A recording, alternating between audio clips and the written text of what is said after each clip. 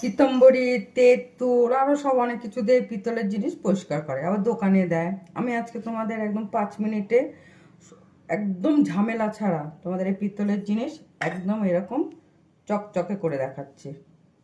তোমরা ঘরে করে দেখবে। এরকম জল নেবে, জলের মধ্যে কি করবে, 1 চামচ লবণ দিয়ে দেবে, এরকম 1 চামচ লবণ দিয়ে দেবে। আর দেবে কি ভিনিগার, মানে দুটো জিনিস, জল নিয়ে 3টে জিনিস।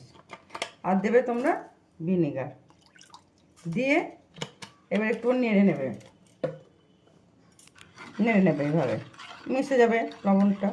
এত সহজে যদি পিতলের জিনিস পরিষ্কার হয়, আমাদের আর কোনো ঝামেলা নেই। এটা যদি আগে জানতাম আমরা, তাহলে তো কোনো কষ্টই করতে হতো না সত্যি। কিন্তু একটু 5 মিনিট রাখতে হবে। অনেকগুলো হলে কী করে, বড় গামলা নেবে, জল, ভিনেগার আর নুন দিয়ে এরকম করে, আর একটু জল লাগবে কারণ এটা চোবেনি। এটাকে যদি জল না দেওয়া এইভাবে একবার, আবার এইভাবে একবার করতে হবে, তাই জন্য আরেকটু আমি জল দিয়ে দেবো। দেখো জল যখন বেশি দিলাম, আমি আরেকটু কী করলাম, নুন আর একটু ভিনেগার দিয়ে দেবো। সত্যি বলছি, এটা 5 মিনিট রাখতে হবে, রাখতে হবে তো, তাই জন্য আমি আর দেখালাম না তোমাদের, এইটা আমি দেখা দিলাম। তোমরা নিজেরা করে দেখো, আমার কথাটা যদি সত্যি হয় না মিথ্যা, এটা প্রমাণ করে নিও। এই যে একদম এরকম হয়ে যাবে। এবার আমি এটাকে 5 মিনিট রাখবো।